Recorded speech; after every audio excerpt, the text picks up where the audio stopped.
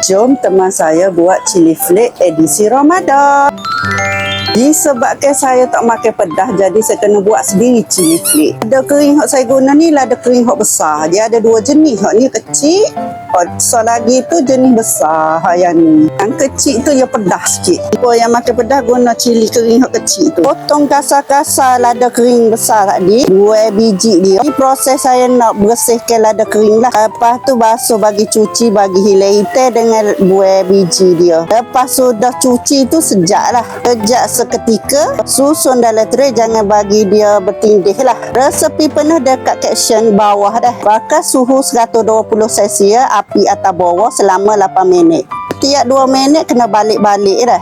Cek dia sama ada dia dah garing atau tak, ataupun dia bau hangit. Belum lagi. Set selama 2 minit lagi.